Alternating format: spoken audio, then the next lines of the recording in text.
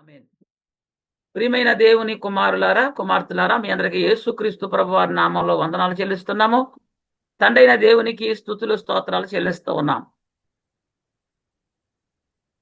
క్రీస్తు రెండవ రాకడ అనే అంశంలో చివరి పాఠాన్ని ముందటి సోమవారం మనం ప్రారంభించుకున్నాము. ఈ రోజుతో ఈ అంశం ముగించబడుతుంది. లాస్ట్ ఎపిసోడ్ మరి ఈ రోజుతో ముగించబడుతుంది. మరి ఈ సమయం మందు మరీ సమీపంగా ఉన్న రక్షణ ఏది అనే పాఠాన్ని మనం ముందటి వారం ప్రారంభించుకున్నాం. ఈరోజు ఆ అంశాన్ని పూర్తి చేసుకుందాము. మరి మనం ఏదైతే రక్షణ పొందుకున్నామో ఆ రక్షణ, మనం పొందుకున్న రక్షణ అంతం వరకు కొనసాగించవలసిన అవసరం ఉంది అని మనకి లేఖనాలు తెలియపరుస్తూ ఉన్నాయి. ఏదైతే మనం రక్షణ పొందుకున్నామని చెప్తున్నామో అనుకుంటున్నామో ఆ పొందుకున్న రక్షణ పోగొట్టుకునే అవకాశం ఉంది. కాబట్టి అలా పోగొట్టుకోకుండా పొందుకున్న రక్షణ అంతం వరకు కొనసాగించాలి అని ఉంది. ఫిలిప్పీయులకు రాసిన పత్రిక 2వ అధ్యాయం 12వ వచనాన్ని మనం చూడగలిగితే, కాగా నా ప్రియులారా, మీరు ఎల్లప్పుడూ విధేయులై ఉన్న ప్రకారము నా ఎదుట ఉన్నప్పుడు మాత్రమే కాక, పౌలు చెప్తున్నాడు, నా ఎదుట మీరు ఉన్నప్పుడు మాత్రమే కాక మరి ఎక్కువగా, ఆయన ఉన్నప్పుడు కంటే లేనప్పుడు మరి ఎక్కువగా నేను మీతో లేని ఈ కాలమందును భయముతోనూ వణుకుతోనూ మీ సొంత రక్షణ కొనసాగించుకోండి అన్నాడు. నిజం, చర్చిలో ఒక రకంగా ఉంటున్నారు, బయటికి వెళ్తే ఒక రకంగా ఉంటున్నారు. ఇలాంటి స్థితిలో మనకు కనపడుతున్నాయి. పౌలు గారు ఏం చెప్తున్నాడు అంటే, నేను మీ ఎదుట లేనప్పుడు మరి ఎక్కువగా వణుకుతోనూ భయముతోనూ మీ సొంత రక్షణ కొనసాగించుకోండి అంటాడు. ఈ రక్షణ మనది, మనం కాపాడుకోవాలి. బైబిల్ గ్రంథంలో ఒక అద్భుతమైన మాట రాయబడి ఉంది. అది తీర్పు ఎక్కడ ఆరంభమైంది అంటే, తీర్పు ఎవరో ఎక్కడ ప్రారంభమైంది అంటే దేవుని ఇంట ఆరంభమై అని ఉంది. ఈ సంగతి మొదటి శతాబ్ద కాలంలో ఉన్న సంగమను గూర్చి రాయబడినటువంటి సందర్భం. తీర్పు ఎక్కడ ఆరంభమవుతుందంట? దేవుని ఇంట ఆరంభమై అని ఉంది. ఎవరైతే వాక్యాన్ని విన్నారో వారు వాక్యాన్ని గైకొనకపోతే వారు తీర్పులోనికి వస్తారు. రక్షణ పొందేసుకున్నాం, ఇక అయిపోయిందిలే అనుకుంటే కుదురుద్దా? నువ్వు పొందుకున్న రక్షణ కొనసాగించాలి. కొనసాగించాలి అంటే ఎప్పటిదాకా కొనసాగించాలి? అంతం వరకు కొనసాగించాలి. అంతం అంటే 2 రకాలు ఉన్నాయి. ఒకటి మన జీవితాంతం, అంటే మరణదినం వరకు, మన మరణదినం. లోకాంతం క్రీస్తు రెండవ రాకడ. అప్పటి వరకు కూడా నువ్వు పొందుకున్న రక్షణ కొనసాగించాలి. ఎందుకు కొనసాగించాలని చెప్తున్నాడు? వణుకుతో భయముతో. అంటే పొందుకున్న రక్షణ పోగొట్టుకునే అవకాశం ఉంది కాబట్టి. వాక్యాన్ని విన్నావు, విన్నవారు ఎవరైతే ఉన్నారో వారు వాక్యాన్ని గైకొనాలి. ఏమండి? గైకొనాలి. అలా గైకొనకపోతే అట్టివారు తీర్పులోనికి వస్తారని లేఖనాలు చెప్తున్నాయి. చాలా మంది మొదటి శతాబ్ద కాలంలో వాక్యాన్ని మరి ఇంటూ ఉన్నారు, కానీ వాక్యానికి లోబడలేదు. అపోస్తులు బోధిస్తూ ఉండగా విన్నారు, కానీ విన్న వాక్యానికి లోబడలేదు. ఎప్పుడు? మొదటి శతాబ్ద కాలంలోనే. మన నేటి కాలంలో సంఘాలు ఎట్లా ఉన్నాయి? వీరితోనే మాట్లాడుతున్నాడు. మొదటి శతాబ్ద కాలంలో విని వాక్యాన్ని విన్నారు, కానీ వాక్యానికి లోబడలేదు. ఆ లోబడని వారితో మాట్లాడుతున్నాడు పరిశుద్ధాత్ముడు. నీతిమంతుడే రక్షింపబడు దుర్లభమైతే భక్తిహీనుడు పాపి స్థితి ఏమవును? నిజం, మీరు నీతిమంతులు, మరి మీరే రక్షింపబడడం దుర్లభమైతే భక్తిహీనుడు పాపి స్థితి ఏమవుతుంది అని పేతురు గారు రాసిన మొదటి పత్రిక 4వ అధ్యాయం 17-18. ఇక్కడ చాలా స్పష్టంగా రాశాడు. తీర్పు ఎక్కడ ప్రారంభమవుతుంది చెప్తున్నాడు పరిశుద్ధాత్ముడు? దేవుని ఇంటి యొద్ద ఆరంభముకు కాలం వచ్చి ఉన్నది. ఇప్పుడు మొదటి శతాబ్ద కాలంలో వచ్చేసింది. అది మన యొద్దనే ఆరంభమైతే దేవుని సువార్తకు అవిధేయులైన వారి సంగతి గతేమవును? సువార్త వింటున్నటువంటి మన గతి ఎట్లా ఉంటే వినని వారి సంగతి ఏంటి? మరియు నీతిమంతుడే రక్షింపబడుట దుర్లభమైతే భక్తిహీనుడు పాపి ఎక్కడ నిలుతురు? మొదటి శతాబ్ద కాలంలో సంగమును గూర్చి పరిశుద్ధాత్ముడు చెబుతున్న మాటది. బయలుపరచబడబోవు రక్షణ మనం పొందుకోవలసిన అవసరం ఉంది. ఇది నువ్వు పొందుకున్న రక్షణ ఏంటి? బయలుపరచబోతున్న రక్షణ ఏంటి? నువ్వు పొందుకున్న రక్షణ కాపాడుకోగలిగితేనే బయలుపరచబోవు రక్షణ మనం పొందుకుంటాం. బయలుపరచబడబోవు రక్షణ పొందుకోవాలి అంటే నువ్వు పొందుకున్న రక్షణ కాపాడుకుని తీరాలి. రోమాపత్రిక 13వ అధ్యాయము 11, 12 అంటాడు, మరియు మీరు కాలమునెరిగి నిద్ర మేల్కొని వేళ అయినదని తెలుసుకొని అలాగు చేయుడి. మనము విశ్వాసులమైనప్పటికంటే ఇప్పుడు రక్షణ మనకు మరి సమీపంగా ఉంది. విశ్వాసులమైనప్పటికంటే, ఈ మాట ఎవరికి? రక్షణ పొందుకున్నాం అనుకున్న వారితో మాట్లాడుతున్నాం. రాత్రి చాలా గడిచి పగలు సమీపంగా ఉంది కనుక మనము అంధకార క్రియలను విసర్జించి, ఇంకా నువ్వు పాపంలోనే ఉన్నావా? అంధకార క్రియలను విసర్జించండి, యుద్ధ సంబంధమైన యుద్ధోపకరణములు ధరించుకుందామంటాడు. చాలా మంది నేను పెర్ఫెక్ట్ అంటారు. నేను నీతిమంతుడిని. ఎవరికి చెప్తున్నావు నీతిమంతుడని? నువ్వు నీతిమంతుడిని ఎవరు చెప్పాలి? దేవుడు చెప్పాలి. యోబుని గురించి చెప్పారు చూసారా, దేవుడు సాక్ష్యం. అట్లా పౌలు అంటాడు, తన శరీరాన్ని శ్రమ పెట్టి దాన్ని నలగొట్టి దాన్ని లోపరుచుకొనుచు ఉన్నానని చెప్తున్నాడు. పౌలు గారు ఏమంటున్నాడు? శరీరాన్ని శ్రమ పెడుతున్నాడంట, దాన్ని నలగొడుతున్నాడంట, దాన్ని నల్లగొట్టి లోపరుచుకుంటున్నాడని చెప్తున్నాడు. మనం ఏం చేస్తున్నాము? సుఖ పెడుతున్నాం కదా, అవును కదండి.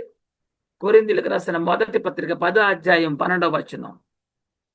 కొరింథీయులకు రాసిన మొదటి పత్రిక 10వ అధ్యాయం 12వ వచనం. తాను నిలుచుచున్నానని తలంచుకున్నవాడు పడకుండున్నట్లు జాగ్రత్తగా చూసుకొనవలెను.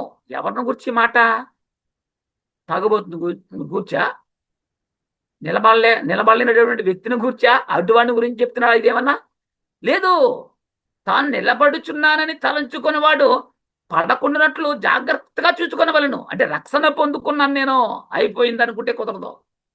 అంటే రక్షణ పొందుకున్నవాడు పడిపోయే అవకాశం ఉంది. వాడిని పడగొట్టడానికి సాతానుడు పొంచి ఉన్నాడు. కాబట్టి నువ్వు సాతానుకు దొరకకుండా నువ్వు పగడబందీగా నీ రక్షణ కాపాడుకోవాలి. అందుకంటాడు, నువ్వు పడకుండానట్లు జాగ్రత్తగా చూసుకొని వాళ్ళని చెప్తున్నాడు. బాప్తిస్మం ఒకటి తీసుకుంటే చాలండి, మేము వెళ్ళిపోతాం పరలోకం అనుకునేవాళ్ళు చాలా మంది ఉన్నారు. నాన్న రక్షణ గురించి పూర్తిగా తెలియక ఈ మాటలు మాట్లాడుతున్నారండి అనుకుంటారు. ఇట్లా ఆలోచించాను. మనం పొందుకున్న రక్షణ మనలో కొనసాగుతుందా, మనం కాపాడుకుంటున్నామా లేదా అనేది మా ఒక్కసారి ప్రశ్న వేసుకోవాల్సిన అవసరం.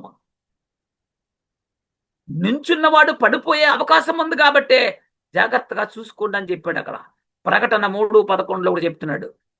ప్రకటన గ్రంథం 3:11 నేను త్వరగా వచ్చుచున్నాను, త్వరగా వస్తున్నాడంట. త్వరగా వస్తున్నా అని చెప్పినటువంటి ఆయన వచ్చే వరకు కూడా ఏం చేయాలి?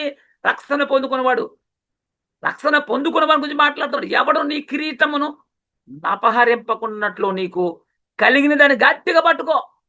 ఏదైతే మారు మనసు పొందావో, ఏదైతే రక్షణ పొందుకున్నావో, ఏదైతే నవీన స్వభావం ధరించుకున్నావో దాన్ని పోగొట్టుకునే అవకాశం ఉందో కాబట్టి అది పోగొట్టుకోకుండా నువ్వు జాగ్రత్తగా దాన్ని గట్టిగా పట్టుకునే అవసరం నీకుంది. అలా పట్టుకోవాలంటే ఏం చేయాలి? మందిరానికి రావాలి, వాక్యంలో గడపాలి, వాక్యానుసారంగా జీవించాలి. ప్రకటన 2వ అధ్యాయము 25వ వచనం చూస్తే, నేను వచ్చు వరకు మీకు కలిగి ఉన్న దానిని గట్టిగా పట్టుకోండి. కలిగి ఉన్నదంటే ఏంటి? ఆస్తిపాస్తులా? ఏంది? నువ్వు వాక్యాన్ని విని మారు మనసు పొంది పశ్చాత్తాపడి మారు మనసు పొంది నువ్వు రక్షణ పొందుకున్నావు కదా, పొందుకున్న రక్షణ గట్టిగా పట్టుకోవాలి. మనము మన శరీరమును లోపరుచుకోవాలి. ఇది నువ్వు కలిగి ఉన్న దాన్ని గట్టిగా పట్టుకోవటం అంటే అర్థం ఏంటి? ఏమైనా గట్టి కడితే ఉండేది కాదు ఇది. శరీరాశలకు లోనవ్వకుండా, శరీర క్రియల ద్వారా మళ్ళీ నువ్వు పాప ఊపిలో పడిపోకుండా శరీరానికి శరీరాన్ని నువ్వు లోపరుచుకోవాలి. నువ్వు శరీరాన్ని లోపరుచుకోవాలంటే ఏం చేయాలి? నువ్వు ఎక్కడ రావాలి? వాక్యం దగ్గర రావాలి. ఎవడన్నా నీ కిరీటమును అపహరింపకుండా గట్టిగా పట్టుకోమన్నాడు. నువ్వు ఏదైతే రక్షణ పొందుకున్నావో, పొందుకున్న రక్షణ ఎవరో దొంగిలించేవాడంటే అపవాది. వాడు దొంగిలించకుండా గట్టిగా పట్టుకోవాలి. మనం పొందిన రక్షణ గట్టిగా పట్టుకోవాలి. సంఘము క్రీస్తు శరీరం, సంఘానికి శిరస్సు క్రీస్తు. పొందిన రక్షణ పోయే అవకాశం ఉందా? పొందుకున్న రక్షణ పోయే అవకాశం ఉందా అంటే ఉంది. ఈ విషయం చాలా మందికి తెలియదు. ఎందుకంటే రక్షణ సంపూర్ణమైనటువంటి ఆ అంశం గురించి ఒక యూబిఏలోనే ఉంది, ఇంకెక్కడ లేదు. అయితే ఏ 4 మొక్కలు వినేసి, ఏయో 4 మాటలు వినేసేసి బాప్తీసం తీసుకుంటే మన పరలోకి వెళ్ళిపోతాం అనుకుంటా. అట్లా ఎట్లా జరుగుద్ది? నువ్వు పొందుకున్న రక్షణ పోయే అవకాశం ఉంది. కాబట్టి మనం ఏం చేయాలి? మనం సంఘములోనికి వస్తేనే మనం క్రీస్తుకి శిరసగా ఉంటాము. సంఘానికి శిరస ఎవరు? క్రీస్తు. మరి నువ్వు సంఘానికి వెళ్తేనే కదా నీకు శిరసగా ఉంటాడు. లేదు, నెలకొక మారు బల్లారాధనకి వెళ్తావు, లేక సంవత్సరం ఒక మారు 30% నైట్కి వెళ్తావు. అలా వెళ్తే నువ్వు పరలోకి వెళ్ళిపోతావా? అయ్యా మా తండ్రి గారు బాప్తీసం తీసుకున్నాడండి, రక్షణ తీసుకున్నాడు, బాక్స్లో పెట్టండి. బాక్స్లో పెడితే పరలోకి వెళ్ళిపోతాడా? బాక్స్లో పెడితే బాడీ మట్టిలోకి వెళ్ళిపోయి కలుసుకుంటాం తప్ప ఆత్మ పరలోకం పోదు, ఆత్మ రక్షింపబడదు. అలా రక్షింపబడాలంటే నువ్వు సంఘంలోనికి రావాలి. ఎందుకంటే సంఘానికి శిరస్సు క్రీస్తు కాబట్టి. ఆలోచించాలి. నేను ఇంటి దగ్గరే ఉంటాను అంటే నువ్వు రక్షింపబడతావా? నీకు ఉద్యోగం వచ్చింది, ఉద్యోగం రానంతసేపు కష్టపడ్డావు, రాత్రి కష్టపడరా చదువుబాబు వచ్చేసింది. టయానికి వెళ్ళకపోతే, ఆఫీస్కి వెళ్ళకపోతే జీతం వస్తుందా? ఇష్టం వచ్చినట్టు మానేస్తే ఉద్యోగం ఉంటుందా? ఆలోచించండి. మరి నీవు రక్షణ పొందుకున్నావంటే ప్రతి దినం అంటే ఆదివారం, శుక్రవారం తప్పనిసరిగా సంఘానికి వెళ్ళాలి. ఆలోచన చేయండి. అప్పుడే నువ్వు రక్షించబడతావు. నెలకోసారి, సంవత్సరానికి ఒకసారి నువ్వు సంఘానికి వెళ్తే మాత్రం రక్షణ నీకుండదు. నేను బాప్తీసం తీసుకున్నాను, ఇంకా నేను సంఘానికి రావాల్సిన అవసరం లేదు అనేవారు కొంతమంది ఉన్నారు. నేను రక్షణ పొందేసుకున్నాను కాబట్టి పరలోకం వెళ్ళిపోతానని, నేను సంఘానికి రావాల్సిన అవసరం నాకు లేదని చెప్పేవాళ్ళు కూడా ఉన్నారు. అలాంటి వారు కూడా బైబిల్ ఏం చెప్తుంది? కొలస్సీలకు రాసిన పత్రిక 2వ అధ్యాయం 18, 19. కొలస్సీలకు రాసిన పత్రిక 2వ అధ్యాయం 18, 19. అతి వినయాసక్తుడై, చూడండి, అతి వినయాసక్తుడై దేవదూత ఆరాధన యందు ఇచ్చగలిగి తాను చూసిన వాటిని గురించి గొప్పగా చెప్పుకొనుచు తాను శరీర సంబంధమైన మనసు వలన ఊరక ఉప్పొంగుచు శిరస్సును హత్తుకొని, శిరస్సు అంటే ఎవరు? సంఘం. సంఘానికే శిరస్సు క్రీస్తు. శిరస్సు క్రీస్తు సంఘానికి. శిరస్సు అంటే క్రీస్తుని క్రీస్తును హత్తుకొనని వాడు ఎవడును, అంటే సంఘానికి వెళ్ళని వాడు ఎవడను, క్రీస్తు యొద్దకు వెళ్ళని వాడు ఎవడను మీ బహుమానమును అపహరింపనీయకుడి. ఆ శిరస్సు మూలముగా సర్వ శరీరము కీళ్ళు చేతను నరముల చేతను పోషింపబడి అతుకుబడినదై దేవుని వలన కలుగు వృద్ధితో అభివృద్ధి పొందుచు ఉన్నదని చెప్పాడు. శిరస్సు లేకపోతే ఏమీ లేదు. మరి శిరస్సు అయినటువంటి క్రీస్తు సంఘానికి శిరస్సు. అలాంటి సంఘానికి నువ్వు వెళ్ళకపోతే ఎట్లా? సంఘములో శిరస్సును హత్తుకొనని వాడు ఒకడు ఉన్నాడంట. అనగా సంఘానికి శిరస్సు క్రీస్తు. వీడు క్రీస్తుని హత్తుకున్న వాడు ఎవరు? సంఘానికి వెళ్ళకపోతే వాడు క్రీస్తుని హత్తుకున్నాడు. వీడు చెడిపోయాడు, అవిశ్వాసగా ఉన్నాడు, మనల్ని కూడా వీడు చెడుపుతాడు. అలాంటి వారు స్నేహం చేయకూడదు. ఆ శిరస్సు మూలముగా ఏమి జరుగుతుంది అంటే పైవచనంలో చెప్పేశాడు. నేను సంఘానికి రాను, వాక్యాన్ని టీవీలోను చూస్తాను, సెల్ ఫోన్లో వింటానంటే అది కుదరని పని. చాలా మంది చూడండి, వంట వార్పు కార్యక్రమాలు వస్తూ ఉంటాయి టీవీల్లో. వాళ్ళు వండుతుంటారు, మనం చూస్తూ ఉంటాం. కడుపు నిండా ఆకలి తీరిపోద్దా మనకి? చికెన్ ఫ్రై చూపిస్తాడు, మటన్ ఫ్రై చూపిస్తాడు, బిర్యానీ చూపిస్తాడు. ఆకలి తీరిపోద్దా మనకి? ఆలోచించండి. సెల్ ఫోన్లోను, టీవీల్లోనూ వాక్యాన్ని విన్నాను కదా సరిపోతుంది, నేను పరలోకం వెళ్ళిపోతానంటే అది అవివేకము. సంఘానికి తప్పనిసరిగా వెళ్ళి తీరవలసినదే. హెబ్రీ పత్రిక 10:24 చూస్తే, కొందరు మానుకొనుచున్నట్టుగా సమాజముగా కుడుట మానక, అంటే మొదటి శతాబ్ద కాలంలోనే ప్రతిదినము సంఘంగా సమాజంగా కూడుకునేటువంటి పరిస్థితులు ఉన్నాయి. కొంతమంది మానేసేటటువంటి వారు కూడా ఉన్నారు. కూడుకొన్న వారు ఉన్నారు, కూడుకునేవారు ఉన్నారు. కొందరు మానుకొనుచున్నట్టుగా సమాజంగా కూడుట మానక ఒకరినొకడు హెచ్చరించచ్చు అన్నాడు. ఎందుకంటే చాలా జాగ్రత్తగా మనం ఆలోచన చేస్తే కానీ మనకు రక్షణ ఉండదండి. అయ్యగా తీసేసారు బాప్తిస్తం, మనకు 3 సార్లు ముంచేశాడు, అయిపోయింది అనుకుంటారు వీళ్ళు. ఒక ఆయన అడిగితే అంటాడు, ఎక్కడ తీసుకున్నా బాప్తిస్మం ఒకటేనంట, ఎవరిచ్చినా బాప్తిస్మం ఒకటేనంట, మరలా తీసుకోకూడదంట. ఎవరు చెప్పారా నీకు? పరిశుద్ధాత్ముడు చెప్తున్నాడు పౌలు ద్వారా, అపోస్తుల కార్యాలు అని చెప్పాను. ఆలోచన చేయాలి. అలా ఒక మూఢనమ్మకాల్లో ఉన్నారు చాలా మంది. ఎందుకంటే నేను రక్షణ పొందుకున్నాను కదా, నాకు కాళ్ళు లేదు, నేను సంఘటనకు రానంటే కుదురుద్దా? స్కూల్ పిల్లని స్కూల్లో జాయిన్ చేస్తాం, ప్రతిరోజు తప్పనిసరిగా స్కూల్కి పిల్లల్ని పంపిస్తాం. వాడు మానేస్తాను మారం చేస్తానండి, 2 రగలు ఇచ్చి బస్సులో కూర్చోబెడతాం, సీట్లో బలవంతంగా ఎక్కించేస్తాం. ఎందుకు? ఆడు క్లాస్ మిస్ అయిపోతాడేమో, పాఠం మిస్ అయిపోతాడేమో, ఇవన్నీ. కాబట్టి మనం గమనించాలి. ఎందుకంటే సంఘానికి కూడా నువ్వు ప్రతిరోజు రావాలి. ఎప్పుడు మందిరం తెరుస్తుందో ఆదివారం, శుక్రవారం తప్పనిసరిగా మందిరానికి రావాలి. రాకపోతే నీ కిరీటాన్ని అపహరించబడుతుంది. నువ్వు గట్టిగా పట్టుకుని జారిపోతుంది, నిలబడ్డవాడు పడిపోయే అవకాశం ఉంది. మరి సంఘానికి చూస్తే ఈ వారం వచ్చిన వారు ఈ వారం వస్తారనుకోండి, సంస్కారం రోజున మందిరం అంతా నిండిపోద్ది. మరుసటి రోజు ఎవరు రారు, శుక్రవారం మరలా రారు, మరుసటి ఆదివారం మరలా రారు. మళ్ళీ బల్లారాధన క్రమం నడబోతారు, మందిరం అంతా నిండిపోతారు. కారణం ఏంటి? పరలోకం. బల్లారాధనలో ఎగిరించకపోతే పరలోకం వెళ్ళలేమని ఎవరు చెప్పాడు వీళ్ళకి? మరి సంఘాన్ని చూస్తే ఈ వారం వచ్చిన వారు మరి వచ్చే వారం అస్సలు సంఘంలో కాపాడరు. సంఘం అంటే ఏంటి మీకు తెలుసు? అసలు సంఘం అంటే ఏంటి? అదే సంఘాన్ని కూడా సులకనగా చూసే విధంగా బోధకులు తయారైపోయారు. సంఘాల కోసం తప్పుడు బోధలు, సువార్తకు భిన్నమైన సువార్తలు చెప్పడం, ఇలాంటివి చెప్పడం వల్ల అలసైపోయింది. అసలు సంఘం అంటే ఏంటో తెలుసా మీకు? సంఘములో చేర్చబడిన మీరు ప్రతి వారం సంఘానికి వెళ్ళి తీరాలి ఖచ్చితంగా.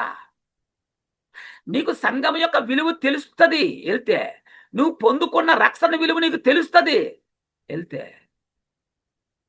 మరి ప్రభు అంటున్నాడు, పౌలు గారు అంటున్నాడు, నేను నుంచున్నానని చెప్పేవాడు తాను పడిపోకుండా చూసుకోవాలంటున్నాడు పౌలు గారు. తాను నుంచున్నాను అంటే అర్థం ఏంటి? నేను రక్షణ పొందేసాను అనుకునేవాడు ఆ రక్షణ పోగొట్టుకోకుండా చూసుకోవాలని చెప్తున్నాడు. ఈ భావం అదే. యూదా పత్రిక 1వ అధ్యాయం 5వ వచనంలో ఎంత అద్భుతంగా రాశాడండి. ఈ సంగతులన్నీ మీరు మొందటనే ఎరిగి ఉన్నాను. చూడండి, ముందు మీకు తెలుసు, ఎరుగుదురు, అయినను నేను మీకు జ్ఞాపకము చేయగోరుచున్నాను.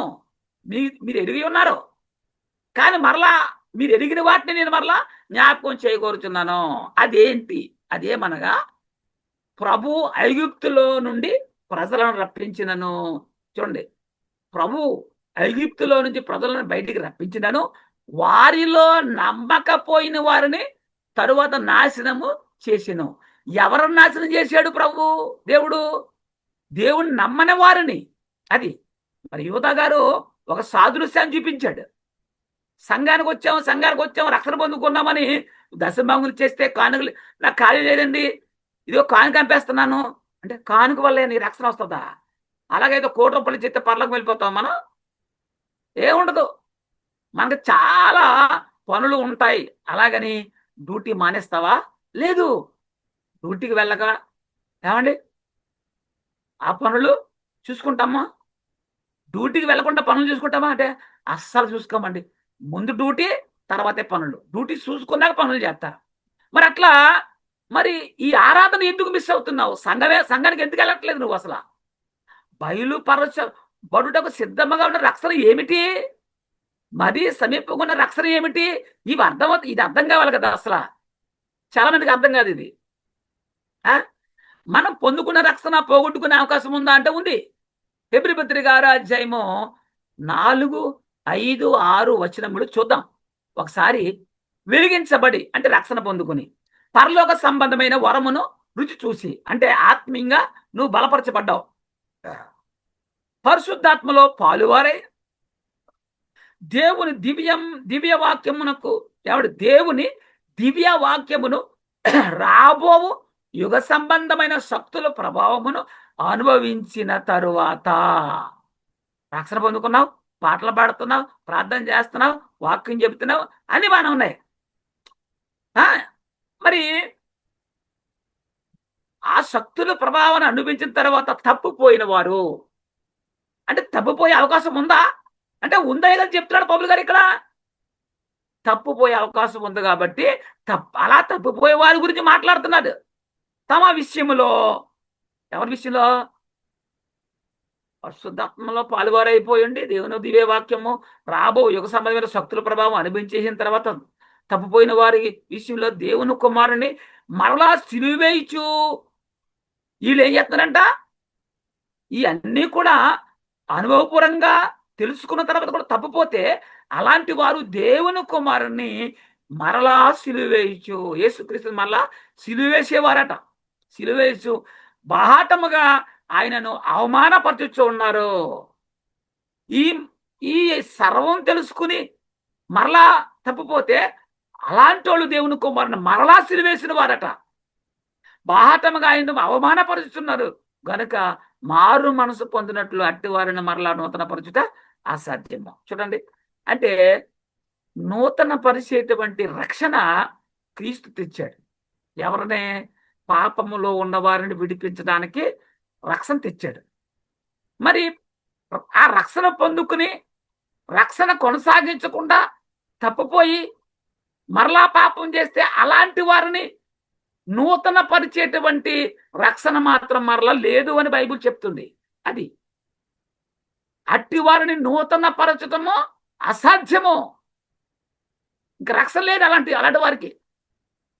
వీరిని మరలా నూతన పరచడం అసాధ్యమని క్లియర్గా పరిశుద్ధాన్ని చెప్పేశాడు. వీళ్ళే సంఘాలు ఎక్కువ ఉన్నారు తెలుసా? వీళ్ళే ఎక్కువ ఉన్నారు సంఘాల్లో. మేము పేరుకే సంవత్సరం వీళ్ళు 31st నైట్ జనవరి 1కి నూతన సంవత్సరానికి వెళ్తూ ఉంటారు, వస్తూ ఉంటారు. ఆ బలారాధనకి వెళ్తుంటారు, వస్తుంది. మధ్యలో ఇంకా దేవుడు ఏ మధ్యులకి లోకమే. మళ్ళా పేతురు గారు రాస్తున్న 2వ పత్రిక 2వ అధ్యాయం 20-21 చూస్తే అద్భుతమైన మాటలు కదండి ఇవి. వారు ప్రభువుని రక్షకుడైన యేసుక్రీస్తు విషయమైన అనుభవ జ్ఞానమును చేత ఈ లోక మాలిన్యములను తప్పించుకున్న తరువాత మరలా వాటిలో చిక్కబడి వాటి చేత జయింపబడిన ఎడలా.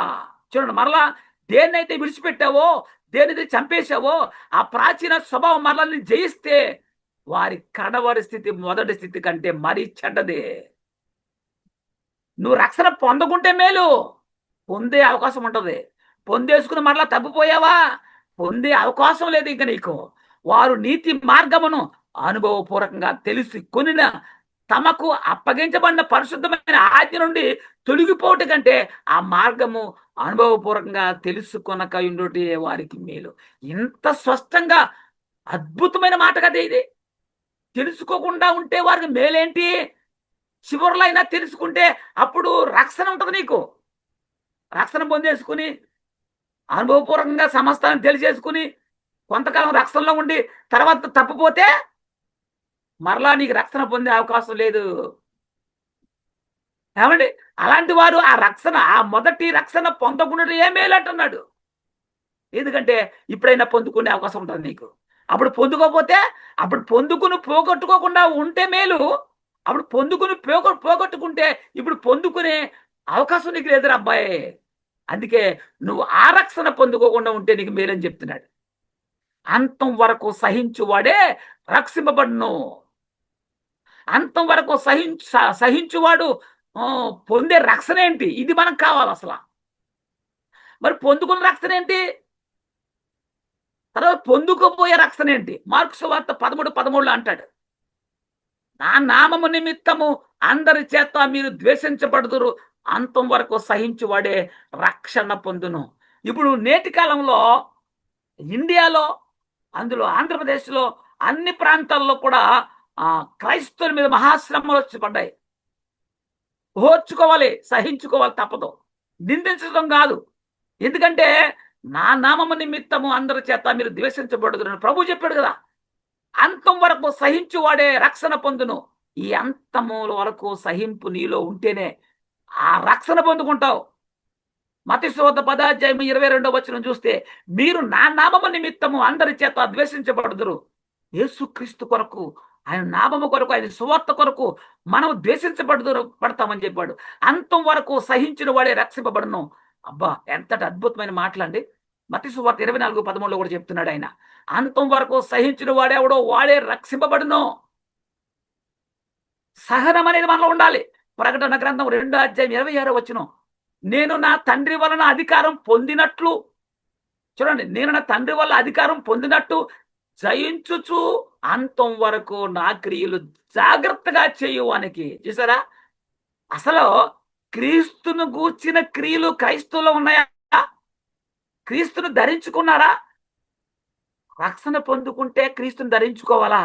ఈ విషయమే చాలా మందికి తెలియదు. నా క్రియలు జాగ్రత్తగా చేయువానికి, ఎప్పటి వరకునో అంతం వరకు నా క్రియలు జాగ్రత్తగా చేయువానికి జనుల మీద అధికారం ఇచ్చేదని అంటున్నాడు. రక్షణలోనికి వచ్చి ఆ రక్షణను ఎప్పటి వరకు కొనసాగించాలంటే అంతం వరకు కొనసాగించాలి. ఏమండి? అంతం వరకు కొనసాగించాలి అనగా మన అంతము, మన మరణ దినము, లోకాంతము, క్రీస్తు రెండో రాకడ. రక్షింపబడింది ఏమిటి? రక్షింపబడబోయేది ఏమిటి? ఇది మనం తెలుసుకోవాలి. రక్షింపబడింది ఏమిటి? రక్షింపబడబోయేది ఏంటి?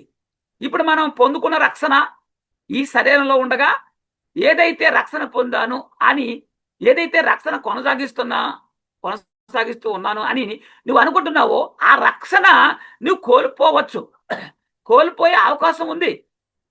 ఏంటి మరి? మరలా రివర్స్ మాట్లాడదాం ఒకసారి. నేను రక్షణ పొందుకున్నాను, నేను రక్షణలో కొనసాగుతున్నాను, నేను రక్షణలో ప్రవేశించాను, నేను రక్షణలో కొనసాగుతున్నాను అనేటువంటి ఈ రక్షణ నీవు కోల్పోయే అవకాశం ఉంది. అయితే పొందుకున్న రక్షణ పోగొట్టుకునే అవకాశం ఉంది. మరి మనం పొందుకున్న రక్షణ నిత్య రక్షణ కాదా? మనం పొందుకున్న రక్షణ ఒకసారి పొందేసుకుంటే అది నిత్య రక్షణ కాదా? అంటే మనం పొందుకున్న రక్షణ నిత్య రక్షణే. మనం పొందుకున్న రక్షణ నిత్య రక్షణే. అయితే చాలా జాగ్రత్తగా గమనించాలి. నీవు హైదరాబాద్ నుండి విజయవాడకు బస్సు ఎక్కావు, అది నాన్ స్టాప్ బస్సు. ఎంత నాన్ స్టాప్ బస్సు అయినా అప్పుడు కూడా మధ్యలో భోజనానికో టీ కాఫీకో బస్సు ఆపుతారు, అందరూ దిగుతారు. నీవు మనం కూడా దిగుతాం. అప్పుడు దిగిపోకూడదు, దిగిపోకుండా అందులో ఉండాలి. ఒకవేళ దిగిపోతే ఏమండి, ఆ డ్రైవరు ఆరని కొట్టిన మరలా ఎక్కేయాలి. ఎక్కగా దిగిపోయి ఉండిపోయావు అనుకోండి, నువ్వు మరలా గమ్యాన్ని చేరగలుగుతావా? నీ ప్రయాణం కొనసాగించాలంటే ఏం చేయాలి? బస్సులో ఎక్కి బస్సులో కూర్చుని ఉండాలి. నువ్వు పొందుకున్న రక్షణ నిత్య రక్షణ అయితే నువ్వు పొందుకున్న రక్షణ పోగొట్టుకునే అవకాశం ఎందుకుంది? నువ్వు పొందుకున్న రక్షణ నిత్య రక్షణే. అయితే ఆ నిత్య రక్షణ పోగొట్టుకునే అవకాశం ఎందుకుంది అంటే, నావాహు వాడ ఉంది, అందులో ఉన్న వారు మధ్యలో దిగిపోతాను అంటే వారు నీటిలో మునిసేస్తారా, బతుకుతారు? చెప్పండి. వాడ బయలుదేరిపోయింది, లేచిపోయింది, జలప్రళయం స్టార్ట్ అయిపోయింది, మరి లోకం మునిగిపోయింది. లేదు ఆపండి, నోహా గారు డోర్ తీసేయని దిగిపోతున్నాను అనుకోండి, అలా దిగిపోతే వాడు ఏమవుతాడు? చస్తాడు. మనం పొందుకున్న రక్షణ అంతం వరకు సహించాలి. అంతమంటే మన అంతమా, మన అంతమా లేక లోక అంతమా? అంటే ఏది ముందు వస్తే అది, ఏది ముందు వస్తే అది. మన అంతం అంటే మరణం వస్తే మరణం వరకు కొనసాగించాలి. లేదు క్రీస్తు రెండో రాకడ అప్పటిదాకా కొనసాగించాలి. మనం పొందుకున్న రక్షణ మన అంతవరకు కానీ లేక లోకాంత వరకు కానీ కాపాడుకోవాల్సిన అవసరం ఉంది. అలా కాపాడుకోగలిగితే మనము బయలుపరచబడబో రక్షణ పొందుకుంటాం. అది హైదరాబాద్లో బస్సు ఎక్కావు టికెట్ తీసుకుని అందులో కూర్చుని నీవు దిగిపోకుండా మధ్యలో దిగిపోకుండా ఉంటేనే గమ్యానికి చేరతావు. అప్పుడు నువ్వెక్కడికి రావాలని వస్తావు. నువ్వు నిత్య రక్షణ పొందుకున్నావు కాబట్టి దాన్ని పోగొట్టుకోకుండా కాపాడుకోగలిగితే బయలుపరచబడబో రక్షణ పొందుకుంటావు. బయలుపరచబడబో రక్షణ పొందుకున్నప్పుడు మనకు ఇక మరణం అనేది ఉండదు. అది మరణం ఉండదు. ఎందుకంటే అప్పుడు దేహ విమోచన జరుగుతుంది. ఎప్పుడు బయలుపరచబడబో రక్షణ పొందుకునేటప్పుడు ఈ దేహ విమోచన జరుగుతుంది. క్షయమైనటువంటి శరీరము అక్షయమైన శరీరంగా మారిపోతుంది. 2 కొరింథీ పౌలు గారు రాస్తున్నాడు. కొరింథీలకు రాసిన 2వ పత్రిక 5వ అధ్యాయము 4వ వచనం. ఇది తీసివేయవలనని కాదు గాని మత్యమైనది జీవము చేత మృంగివేయబడినట్లు ఆ నివాసమును దీనిపై ధరించుకొన కోరుచున్నాము. ఈ ఆత్మ శరీరంలో ఉన్నప్పుడే ఆ శరీరం కోసం మనము పనిచేయాలి, రక్షణ పొందుకోవాలి, రక్షణ కాపాడుకోవాలి. ఆ కాపాడుకున్నప్పుడు ఏం జరుగుద్దో 4వ వచనంలో చెప్తున్నాడు. ఏది బయలుపరచబడబోవు రక్షణ గురించి చెప్తున్నాడు. ఇది తీసివేయవలని కాదు కానీ మత్స్యమైనది ఏది ఇది ఈ శరీరం జీవము చేత మృంగివేయబడినట్లు ఆ నివాసమును దీనిపై ధరించుకొన కోరుచున్నాము. ఈ నివాసము ప్రకృతి సంబంధమైనది ఈ శరీరం. ఇది కొద్ది కాలం ఉండేది. ఏది ఈ శరీరం. ఆత్మకు ఏ నివాసం కావాలి అంటే నిత్యమైన నివాసం కావాలి. నిత్యమైన నివాసం ఎక్కడుంది? పరలోకంలో ఉంది. అది ఎవరి చేత కట్టబడుతుంది? దేవుని చేత కట్టబడుతుంది. అది ఎక్కడుంది? 2 కొరింథీ 5వ అధ్యాయము 1 నుంచి 3వ వచనం దాకా చూస్తే మనకి అది భూమి మీద మన గుడారమైన ఈ నివాసం ఏది? ఈ బట్టి శరీరం రక్త మాంసములు కలిగిన ఈ శరీరం శిథిలమైపోద్ది.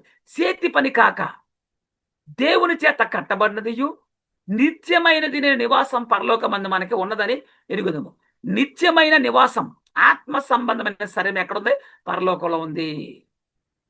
ఒక విషయం గమనించాలి. ప్రకృతి సంబంధమైనటువంటి ఈ శరీరము దేవుని చేత నిర్మించబడుతుంది. ఆత్మ సంబంధమైన శరీరం కూడా దేవుని చేత నిర్మించబడుతుంది. మనము దిగంబరులము కాక వస్త్రము ధరించుకున్న వారముగా కనబడుదుము. కాబట్టి పరలోకము నుండి వచ్చు మన నివాసము దీనిపైనే ధరించుకొనని అపేక్షించి దీనిలో మూలుగుచున్నాము. అంటే పరలోకము నుండి వచ్చు ఆ మన నివాసము దీనిపై ధరించుకునే స్థితి ఎప్పుడు? అదే బయలుపరచబడబో రక్షణ. అది పొందుకోవాలి. అది పొందుకుంటే మరణం ఉండదు ఇక మనకి. అది పొందుకొన దీనిలో అపేక్షించి మూలుగుచున్నాం. ఈ గుడారములో ఉన్న మనము భారం మోసుకొని మూలుగుచున్నాము. దేనికోసం? నిత్యమైన నివాసము కోసం. 1 కొరింథీ 15వ అధ్యాయము 54వ వచనంలో క్రీస్తు 2వ రాకడలో ఏం జరుగుద్దో స్పష్టంగా చెప్పేశాడు. ఈ క్షయమైనది అంటే ఈ శరీరము, అక్షయమైనది అంటే పరలోకము నుండి దిగువచ్చేటువంటి అక్షయమైనటువంటి శరీరమును ధరించుకున్నప్పుడు ఏది బయలుపరచబడ్డానికి సిద్ధంగా ఉన్న రక్షణ అన్నాం కదా. ఎవరైతే పొందుకున్న రక్షణని కొనసాగిస్తాడో అంతవరకు ఆ నిత్య రక్షణ కొనసాగిస్తాడు కదా. అలాంటి వాడు ఏం జరుగుతుందట? బయలుపరచబడబో రక్షణ ఇక్కడ చూడండి. క్షయమైనది అక్షయతను ధరించుకున్నప్పుడు, ఈ మత్స్యమైనది అమత్స్యతను ధరించుకున్నప్పుడు విజయమందు మరణం మింగివేయబడును అని రాయబడిన వాక్యము నెరవేరిపోతే ఇక మరణం మనల్ని ఏమీ చేయలేదు. ఇంకా నిత్య జీవి నువ్వు, నిత్యత్వంలోకి వెళ్ళిపోతావు, అమరత్వంలోకి వెళ్ళిపోతావు నువ్వు. అదే బయలుపరచబడడానికి సిద్ధంగా ఉన్నటువంటి రక్షణ. అక్షయమైన శరీరమును ధరించుకున్నట్టే బయలుపరచబడబో రక్షణ. యేసుక్రీస్తు రెండోసారి వచ్చినప్పుడు ఏం చేస్తాడు అంటే, పరలోకములో దేవుని చేత కట్టబడిన నిత్యమైన నివాసము తీసుకొని వచ్చి వాటిని మనకి ధరింపజేస్తాడు. అదే బయలుపరచబడ్డకు సిద్ధంగా ఉన్న రక్షణ. నిత్యమైన నివాసము మనము ధరించుకున్నప్పుడు ఇక మనము కాపాడుకోవాల్సిన అవసరం ఉండదు. ఇక రక్షణతో పని ఉండదు మనకి. ఎందుకంటే నువ్వేదైతే నిరీక్షించావో అది నీవు పొందేసావు కాబట్టి. యేసుక్రీస్తు వచ్చినప్పుడు క్షయమైన ఈ శరీరాలు అక్షయమైన శరీరమును ధరించుకుంటుంది అనే విషయాన్ని గమనించాలి. అప్పుడు మరణానికి మన మీద అధికారం ఉండదు. ఫిలిప్పి 3:21, ఫిలిప్పీలకు రాసిన పత్రిక 3:21, సమస్తమును తనకు లోపరచుకొన జాలిన శక్తిని బట్టి ఆయన మన దీన శరీరమును తన మహిమ గల శరీరమునకు సమరూపం గల దానిగా మార్చును. ఇదేనండి బయలుపరచబడ్డకు సిద్ధమైన రక్షణ. ఏ మహిమ కలిగి క్రీస్తు రాబోతున్నాడో అదే మహిమలో నువ్వు ఉంటావు. దాన్ని ధరింపజేయబోతున్నాడు ఆయన. మనం పొందుకున్న రక్షణ కొనసాగిస్తేనే మన శరీరానికి మార్పు అనేది జరుగుతుంది. యోహాను గారు రాసిన మొదటి పత్రిక 3:2 చూడగలిగితే, ప్రియులరా, ఇప్పుడు మనము దేవుని పిల్లలమై ఉన్నాము. మనం ఇక ఏమవుదుమో అది ఇంకా ప్రత్యక్షపరచబడలేదు. కానీ ఆయన రెండవ రాకడలో ప్రత్యక్షమైనప్పుడు ఆయన ఉన్నట్టుగానే ఆయనను మనం చూద్దాము. కనుక ఆయన్ని పోలి ఉందుమని ఎరుగుదుము. ఎవరిని పోలి ఉంటామో? నీవు పొందుకున్న రక్షణ, నిత్య రక్షణ, దాన్ని అంతవరకు కొనసాగిస్తే నీవు క్రీస్తుని పోలి ఉంటావని వాక్యం చెప్తుంది. తెలుసా? ఆయనతో సమరూపము గలవారిగా మార్చబడతాము. అదేనంటే నిత్య రక్షణ. బయలుపరచబడ్డకు సిద్ధమైన రక్షణ. యేసుక్రీస్తు రెండవసారి ఎందుకు వస్తున్నాడు అంటే, తమ కొరకు కనిపెట్టుకొని ఉన్నవారి రక్షణ నిమిత్తం వస్తున్నాడు. తమ కొరకు కనిపెట్టుకుని ఉన్నవారి రక్షణ నిమిత్తం వస్తున్నాడు. హెబ్రీ పత్రిక 9:28. హెబ్రీ పత్రిక 9:28. అలాగుననే క్రీస్తు కూడా అనేకుల పాపములను భరించుటకు ఒక్కసారి అర్పించబడి, మన పాపాలు తీసివేయడానికి ఒకసారి అర్పించబడాడు. తన కొరకు కనిపెట్టుకొని ఉండు వారి రక్షణ నిమిత్తం పాపము లేకుండా రెండోసారి ప్రత్యక్షమగును. రెండోసారి పాపము లేకుండా ప్రత్యక్షం కాబోతున్నాడు. తన కొరకు కనిపెట్టుకొని వారి రక్షణ నిమిత్తం అంటే వారికి అక్షయ శరీరము ధరింపజేయడం. తన కొరకు కనిపెట్టుకుని ఉండి వారి రక్షణ నిమిత్తం అంటే ఎవరైతే రక్షణ పొందుకున్నారో ఆ పొందుకున్న రక్షణ నిత్య రక్షణే. అది పోగొట్టుకోకుండా కాపాడుకుంటారో అలాంటి వారికి రక్షణ నిమిత్తం అని అక్షయ శరీరం ధరింపు చేయడానికి ఆయన రాబోతున్నాడు. రోమపత్రిక 5:9-10 కాబట్టి ఆయన రక్తము వలన ఇప్పుడు నీతిమంతులముగా తీర్చబడి, ఆయన రక్తం వల్ల మనం ఇప్పుడు నీతిమంతులుగా తీర్చబడి మరింత నిశ్చయముగా ఆయన ద్వారా ఉగ్రత నుండి రక్షింపబడుదుము. ఉగ్రత నుండి అంటే ఏ ఉగ్రత నుండి? యుద్ధాల నుంచి అని కాదు, నిత్య నరకాగ్ని నుండి తప్పించబడుతున్నాము. 10 ఆయనగా శత్రువులమై ఉండగా ఆయన కుమారుని మరణము ద్వారా, ఎవరి ద్వారా? యేసుక్రీస్తు శిలువ మరణము ద్వారా మనము దేవునితో సమాధానపరచబడిన ఎడల. చూసారా? యేసుక్రీస్తు దగ్గర రావాలండి, యేసుక్రీస్తు గురించి బోధించాలండి, యేసుక్రీస్తు గురించి వినాలండి మనం. అది అప్పుడు దేవునితో సమాధానపరచబడిన ఎడల సమాధానపరచబడిన వారమై ఆయన జీవించడం చేత మరి నిశ్చయముగా రక్షింపబడుదుము. చూసారా? అలా మనం వాక్యానుసారంగా మనం జీవించాలి. ఉగ్రత నుండి తప్పించబడతారు. అప్పుడు చర్చికి వచ్చే ప్రతివాడు రక్షణ కొరకు చర్చికి వస్తున్నారా అంటే లేదు. రకరకాల పనుల మీద, రకరకాల అవసరాల కోసం, శరీర సంబంధమైన వాటి కోసం వచ్చి పోతూ ఉన్నారు. ఇలాంటి వారు రక్షణ పొందలేరు. అమ్మాయిల కోసం వచ్చే వాళ్ళని చూస్తాము, ఏమండి, రకరకాల అవసరాల కోసం వచ్చే వాళ్ళని చూస్తాము, ఈలోక సంబంధమైనటువంటి వాటి కోసం వచ్చే వాళ్ళని చూస్తుంటాము. ఇలాంటి వారు రక్షణ పొందుకోలేరు, ఎప్పటికీ పొందుకోలేరండి. రోజు వెళ్ళిపోతారు, వారం వెళ్ళిపోతారు, కానీ రక్షణ ఉండదు. ఎందుకంటే వారు పనులు వేరుగా ఉంటాయి, వారి ఉద్దేశాలు వేరుగా ఉంటాయి.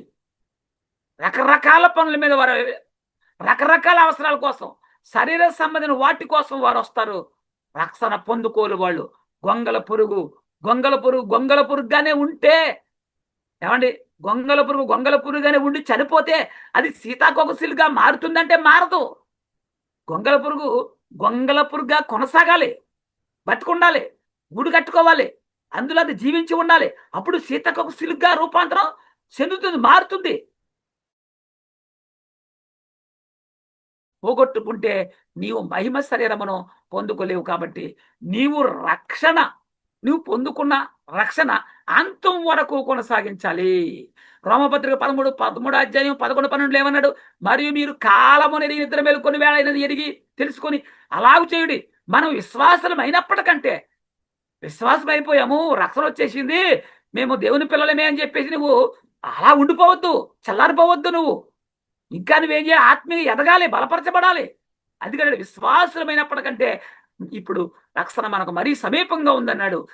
ఆలోచన చేయండి. మనం ఏదైతే రక్షణ పొందుకున్నాం అంటున్నారో, మనం ఏదైతే రక్షణ కొనసాగిస్తున్నాం అనుకుంటున్నారో, దానిని అంతవరకు కొనసాగిస్తేనే మనం రక్షించబడతాం.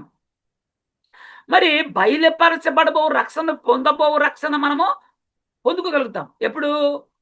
పొందుకున్న రక్షణ ఏదైతే ఉందో, మేము రక్షణ పొందేసుకున్నాము, రక్షణలో ప్రవేశించాము, రక్షణలో కొనసాగుతున్నాము అనుకుంటున్నావో, ఆ రక్షణ నువ్వు పోగొట్టుకునే అవకాశం ఉంది. కాబట్టి అలా పోగొట్టకుండా దాన్ని కొనసాగిన ఎడల నీవు నిత్య రక్షణ పొందుకున్నావు కదా. ఆ నిత్య రక్షణ నువ్వు కొనసాగిస్తే బయలుపరచబడబో రక్షణ నువ్వు పొందుకుంటావు, పొందుకోగలుగుతాము మనం. ఇది చాలా జాగ్రత్తగా మనం గమనించవలసిన అవసరము ఉంది. చాలా మందికి ఇది అర్థం కాదండి.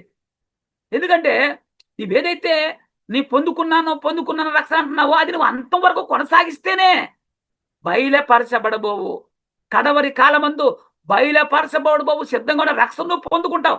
అది పొందుకోవాలంటే నువ్వు పొందుకున్న రక్షణ కాపాడుకోవలసిన అవసరము ఉంది. కనుక ఆలోచన చేయండి. ప్రతి ఒక్క క్రైస్తవుడు కూడా రక్షణ విషయంలో చాలా మెలకుగా ఉండాలి, తెలుసుకోవాలి.